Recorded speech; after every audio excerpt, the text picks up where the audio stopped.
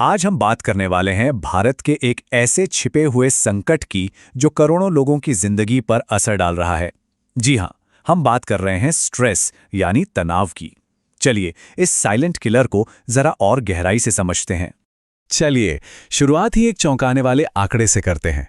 क्या आप जानते हैं कि भारत की 77% आबादी, मतलब हमारे आसपास हर 4 में से 3 से भी ज्यादा लोग स्ट्रेस से जूझ रहे हैं? ये नंबर ही अपने आप में बताता है कि ये समस्या कितनी बड़ी और कितनी आम हो चुकी है। तो आखिर ये स्ट्रेस है क्या?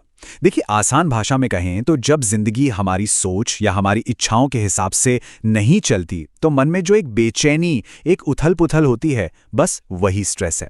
लेकिन ये सिर्फ एक दिमागी एहसास नहीं है। यही स्ट्रेस आज कम उम्र में हो रहे डायबिटीज, हाई ब्लड प्रेशर और हार्ट अटैक जैसी गंभीर बीमारियों की सबसे बड़ी वजहों में से एक बन रहा है। अब देखते हैं कि ये संकट आखिर कितना गहरा है। और सबसे डराने वाली बात यह है कि ये किसी को नहीं छोड़ता। उन लोगों को भी नहीं जो बाहर से देखने में एकदम फिट और हेल्दी लगते हैं। चलिए इस बात को समझने के लिए कुछ असली जिंदगी के उदाहरण देखते हैं। मिसाल के तौर पर एक्टर सैफ अली खान को ही लीजिए। कौन सोच सकता है कि सिर्फ 36 साल की उम्र में उन्हें एक माइल्ड हार्ट अटैक आया था, और वजह काम का बहुत ज्यादा बोझ और जाहिर है मानसिक तनाव। और फिर सिद्धार्थ शुक्ला, जो अपनी फिटनेस के लिए जाने जाते थे, महज 40 साल की उम्र में हार्ट अटैक से उनका चले जाना इस बात का एक बड़ा सबूत है कि सिर्फ एक अच्छी बॉडी बना लेना तनाव के खतरों से बचाने के लिए काफी नहीं है। कॉमेडियन सुनील ग्रोवर को भी 45 की उम्र में 4 बाईपास सर्जरी से गुजरना पड़ा। ये एक और उदाहरण है कि लंबे समय तक चलने वाला तनाव हमारे दिल पर कितना भारी पड़ सकता है। और ये सिर्फ एंटरटेनमेंट इंडस्ट्री की बात नहीं है। ज़ीरोधा के को-फाउंडर नितिन कामत को 44 साल की उम्र में ब्रेन स्ट्रोक हुआ। वजह थी पिता के जाने का दुख, नींद की कमी और बहुत ज्यादा थकान। तो ये सारे उदाहरण एक ही बात साफ करते हैं, ये समस्या बहुत बड़ी और बहुत फैली हुई है।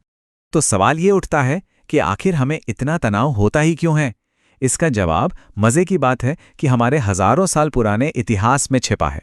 हमारे शहर तो बदल गए हैं, लेकिन हमारा दिमाग आज भी उन्हीं पुराने तरीकों से रिएक्ट करता है। चलिए समझते हैं ये कैसे काम करता है। देखिए, हमारे दिमाग के अंदर एक छोटा सा हिस्सा होता है जिसे एमिगडाला कहते हैं। ये हमारे शरीर का एक तरह से अलार्म सिस्टम है। जैसे ही इसे कोई खतरा महसूस होता है, ये तुरंत लड़ो या भागो यानी फाइट और फ्लाइट मोड चालू कर देता है। हमारे पूर्वजों के लिए तो ये बहुत काम की चीज थी, जंगली जानवरों से जान बचाने के काम आती थी। अब यहां आता है असली ट्विस्ट। हमारे खतरे बदल गए हैं। पहले खतरा था जंगली जानवर, और आज खतरा क्या है? ऑफिस की deadline, traffic jam, social media का प्रेशर। लेकिन प्रॉब्लम यह है कि हमारा दिमाग इन नए शेरों में और पुराने असली शेरों में फर्क नहीं कर पाता। वो इन पर भी ठीक वैसे ही रिएक्ट करता है, और नतीजा, हमारा शरीर 24 घंटे एक इमरजेंसी मोड में रहता है। और जब शरीर लगातार इस इमरजेंसी मोड में रहता है ना, तो उसे एक बहुत बड़ी कीमत चुकानी पड़ती है। चलिए अब ये समझते हैं कि ये तनाव हमारे शरीर पर किस किस तरह से हमला करता है। सबसे पहला और सबसे बड़ा हमला होता है हमारे दिल पर। स्ट्रेस हमारे खून में कोलेस्ट्रॉल को बढ़ाता है, जिससे धमनियों में ब्लॉकेज हो सकती है, और इससे हार्ट अटैक का खतरा 50% तक बढ़ जाता है। साफ साफ कहें तो दिल की सेहत का रास्ता मन की सेहत से ही होकर जाता है। और कहानी सिर्फ दिल पर ही खत्म नहीं होती। तनाव हमारी इम्यूनिटी यानी बीमारियों से लड़ने की ताकत को कमजोर कर देता है। ये वजन बढ़ने और डायबिटीज की भी एक बड़ी वजह है।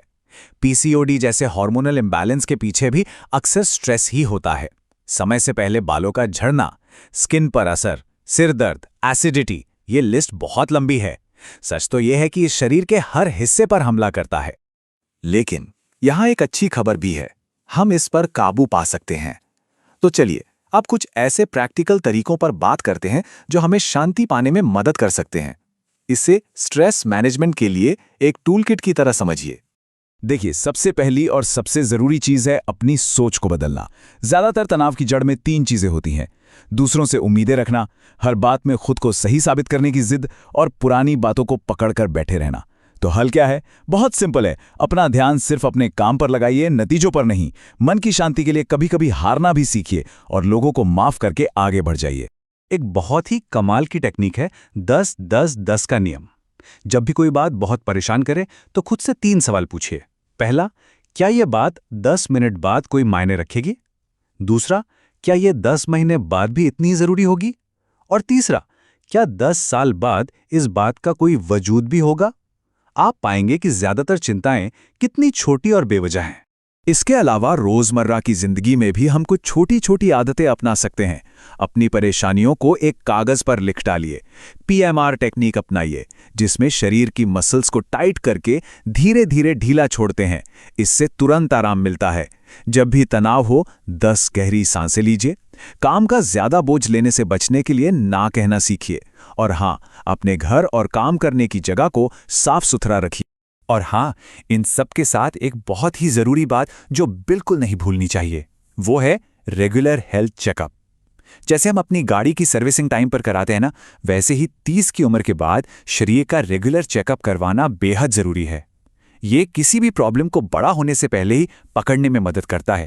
आखिर में बस ये पुरानी लेकिन सबसे सच्ची कहावत याद रखिए, स्वास्थ्य ही धन है। हमारा शरीर एक मशीन की तरह है जिससे देखभाल की जरूरत होती है।